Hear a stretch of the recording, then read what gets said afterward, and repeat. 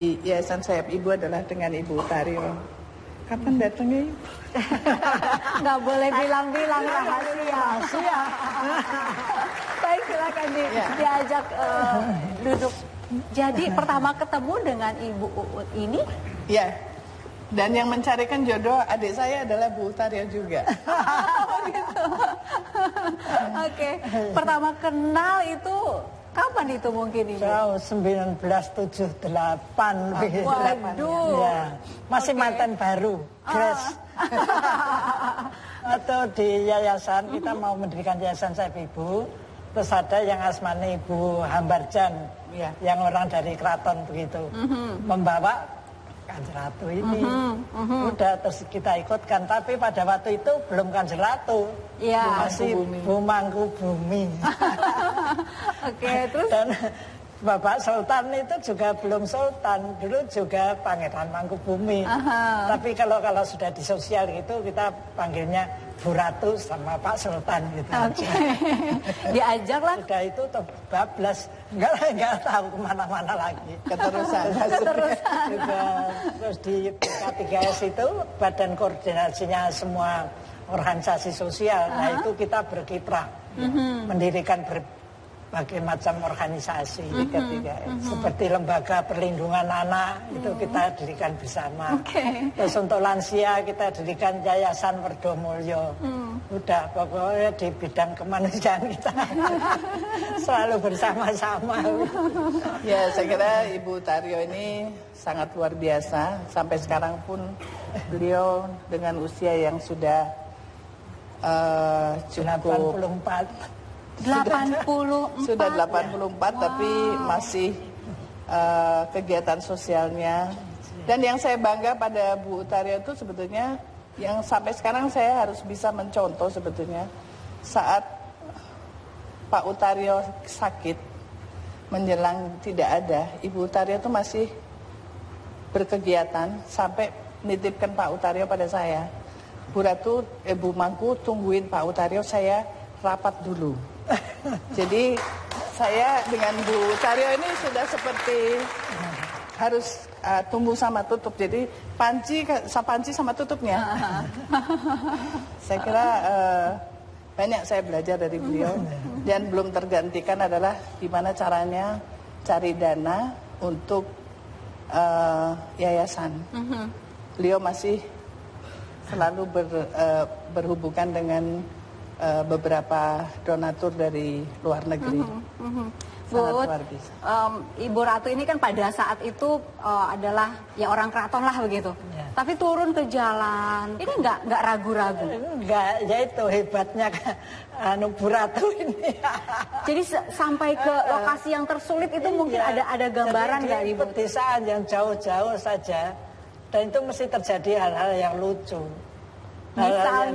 Misalnya begini, di tempat yang lansia itu kita semua itu membagi kacang hijau, begitu.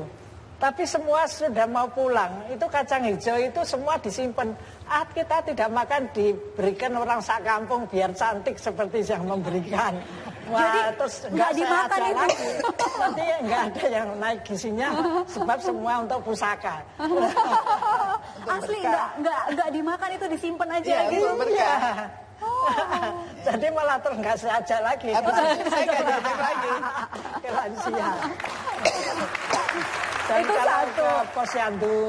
Posyandu yang jauh-jauh, itu beliau tidak duduk seperti Dharma Wanita begitu. Jadi ikut nimbangi bayi, ngundulang nyuapin bayi. Jadi itu Ibu sempat tersinggung nggak, kok saya nggak diajak lagi itu? Iya, karena begitu kalau saya diajak terus kemudian kacang hijaunya dibagi satu rumah, kan berarti kan tidak bisa meningkatkan gizi lansia itu. Nah itu kan kita selalu mencatat. Nah Bu Taryo yang marah, nggak naik-naik gitu loh gizinya. Gizinya nggak naik-naik. Karena untuk pusaka. Untuk pusaka. Nah, Kanjeng Ratu ini kalau saya aja nekat sungguh itu. Contoh nekat Bu, boleh? Contoh nekat. Misalnya itu mendirikan Yayasan Sayap Ibu itu kan untuk anak-anak cacat double jadi juga cacat mental dan cacat fisik. Nah kemudian pada waktu itu saya diajak Ibu Nasution menghadap dari Menteri Pendidikan. Menteri Pendidikan itu saya minta supaya mendirikan sekolahan SLB itu kan A, B, C, D hanya satu cacat fisik. Kalau C yaitu ada tunalaras itu. Tapi saya minta supaya yang double. Anak saya ibu itu semua double. Ya fisik ya mental. Pak Menteri mengatakan begini. Bu Tarjo, anak-anak itu tidak bisa dikembangkan. Sudah kembalikan saja kepada orang tuanya. Nah saya katakan, saya ibu itu orang tuanya tidak ada waktu dibuangi di jalan. Nah, begitu itu. Terus saya bicara dengan Kanjeng Ratu. Ya sudah, mendirikan sendiri aja. Nggak usah pakai izin. Terus mendirikan. Kita dirikan tahun 1990. Kita sudah nekat bikin SLB catat ganda. Namanya Daya Ananda. Jadi dayanya anak-anak itu yang kita bangun. Oke. Ada mungkin harapan apa yang ingin disampaikan dari Ibu Ratu untuk Ibu? Ya saya kira Ibu Taryo itu memang yang penting adalah jangan lupa jaga kesehatan. Karena kadang-kadang suka nekat juga. Yang Lupa saya kalau sudah tua. Yang saya boleh cerita mungkin kepada penonton, saat itu saya kaget juga waktu rapat di sayap ibu, tiba-tiba Bu Taryo kakinya berdarah. Saya tanya, Bu Taryo kenapa jatuh dari bis? Kenapa jatuh dari bis? Karena begitu suami saya meninggal, semua saya bagi waris ke anak saya. Dan sampai mobil pun saya jual, saya baru pertama kali naik bis. Ya ampun. Jadi kalau saya punya mobil berarti saya harus pelihara supir. Jadi supir pun diberhentikan. Ini luar biasa, sampai seringnya naik ojek. Jaga kesehatannya Ibu ya. Harapan saya adalah tetap menulis. Bu Taryo paling suka menulis. Jadi saya kira tulisannya juga harus diarsipkan, Bu. Baik. Ibu Taryo terima kasih. Untuk Ibu Ratu kita lanjut ya. Ada kejutan yang lain, siap? Oh. Setelah jeda ya Bu ya. Dipersiapkan dulu. Saat lagi kami kembali. Kebandelan. Ibu waktu muda nih. Boleh dibuka Bu? Bisa. Telur setumpukan. Ini gara-gara ngebut juga ya Bu ya. Jadi gini, kisah Boleh telur disimpan Bu. Kisah telur ayam ini adalah dulu waktu bapak saya pensiun, bapak saya punya peternakan ayam. Tapi begitu saya setiap sekali saya akan kuliah di Trisakti, saya harus membawa telur ini di dalam mobil saya waktu saya mau kuliah.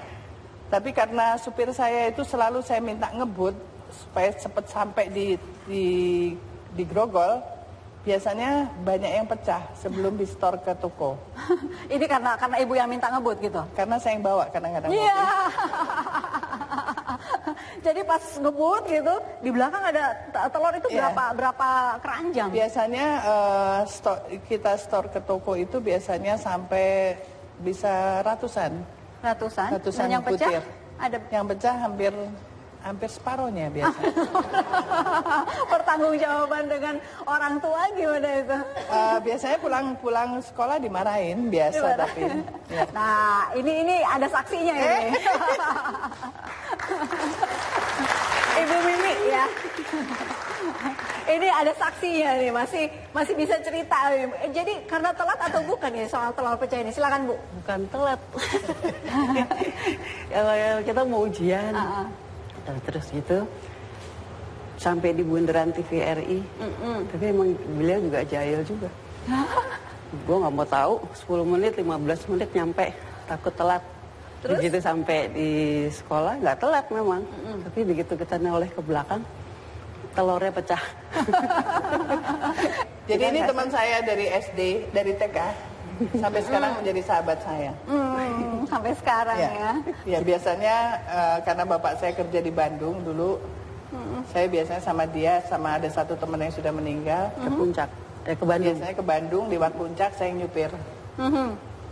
Nah, pada saat kabut, dia yang di jendela kanan, teman saya yang satu di jendela kiri untuk ngelihat jalan. Karena itu betul-betul jalan yang puncak itu sudah gak kelihatan. Jadi saya yang nyupir, dia yang kiri dan kanan. Kiri, sana kanan, kiri, kanan. Sampai di Cipanas, kita kan makan biasa. Begitu pulang, dia mau berangkat, ada teman lihat, salah kalian bertiga. Kita bertiga tanpa supir. Masih kecil-kecil. SMA. Masih SMA. Udah pakai SIM tapi? Sudah. Oh, itu udah. Salah satunya lagi ini Ibu Ratu ini suka banget toge goreng. Oh iya, toge goreng Bogor. Kita pernah ada teman ngajak ke Bogor, makan toge goreng yuk, ayo. Makan, masuk satu restoran, makan toge goreng. Selesai pulang, keluar, belum 100 meter, beliau bilang, stop, cari toge goreng lagi. Jadi teman saya bilang, lo kan tadi udah. Oh lain, maunya yang di pinggir jalan bukan di restoran. Emang beda? Ya beda rasanya ya. Terlalu bersih kalau yang di restoran. Terlalu bersih. Soal masa-masa dekat dengan asmara, dekat juga waktu itu Ibu Mimi. Cerita curhat kan biasa kalau anak gadis sih cerita sama sobat-sobatnya gitu. Itu waktu dari Jogja aja. Gue kenal sama itu cowok, dikenalin cowok gitu. Waktu itu sering dijemput pulang sekolah. Kan kelas kita ini pintu gerbang, kelas kita ujung di seberang lapangan. Ada satu anak yang teriak, "Tat, buruan, lu dijemput sama Jawa." Maksudnya Jawa itu Pak Sultan. Dia ini sangat sosial ya. Iya. Jadi waktu di SMA kadang-kadang diumumin ini siapa yang belum bayar uang sekolah, A, B, C gitu. Beliau diam aja. Tapi nanti pada saat istirahat beliau akan datang ke teman-teman yang ini. Kamu belum bayar ya? Pakai uang saku saya. Dan berapa itu, orang yang dibayari? Wah, udah sering. Kalau dengar cerita dari teman-teman SMP, SMA, kuliah begitu ya. Ibu ini kan perempuan nekat lah gitu ya maksudnya ya kan. Masa mudanya seru ya, agak bandel dikit juga gitu. Titik baliknya berubah itu ada nggak sih Bu? Ya mungkin satu saat saya bisa baik, tapi satu saat mungkin jiwa manusia biasanya ada. Ya kadang mungkin staf-staf ini juga sudah tahu bahwa kadang saya baik, tapi kadang saya tegas. Ya jadi kadang saya galak di kantor. Mungkin di antara teman nekat juga masih. Jadi misalnya biasanya teman-teman DPD itu minta supaya menteri itu datang ke kantor untuk biasanya kan menteri dihadirkan. Saya kadang-kadang nekat. Saya yang datang ke departemen untuk ketemu menterinya. Yang penting cepat gitu. Yang penting cepat. Iya. Coba semua bisa begitu. Baik Ibu Mimi, terima kasih sudah hadir di 1 jam lebih dekat bersama Ibu Ratu ya. Ada satu segmen lagi terakhir. Kami kembali saat lagi. Ya, saya pernah dia ngerayu pakai tembang Jawa, tapi saya nggak mengerti. Akhirnya saya tanya sama Mbak Yanti nih, tadi yang dinyanyiin apa sih sebetulnya? Jadi romansanya itu pakai tembang Jawa. Tembang Jawa. Baru Sari Sirsat alam Romansa ya, tapi itu baru sedikit sekali. Oh, gitu. Sekarang lebih banyak nggak apa-apa ya. Ada yang memiliki pengakuan nih berikut ini. Ya, iya pandangan pertama langsung asal dalam langsung terpikat ya. Kanjeng Ratu Mas turun dari kendaraan, pas ngasih dalam mereso gitu loh. Mereso langsung saya mau belum sampai rumahnya Eyang itu tetangga saya sudah nyusul saya. Jeng Yanti gitu. Ini ngasih dalam Mas Jun mau kenalan sama Jeng Tati. Ya udah terus kenalan di situ. Salaman dah. Tapi kan beliau Kanjeng Ratu Mas masih malu-malu. Boleh diceritakan siapakah dia? Jadi itu Mak Comblangnya sebetulnya. Sepupu saya, anaknya Bude. Jadi waktu saya nyekar ke Jogja, kan setiap tahun saya selalu nyekar ke Eyang. Nah ini salah satu dari putranya Bude yang waktu itu yang mengenalkan saya. Jadi kebetulan Pak Sultan sudah lihat saya sebelumnya, kemudian dengan temannya Pak Sultan dan dengan Ngelihatnya itu lagi di mana itu pada saat Pak Sultan sedang apa, Ibu sedang apa? Pada waktu itu beliau sedang makan bakmi.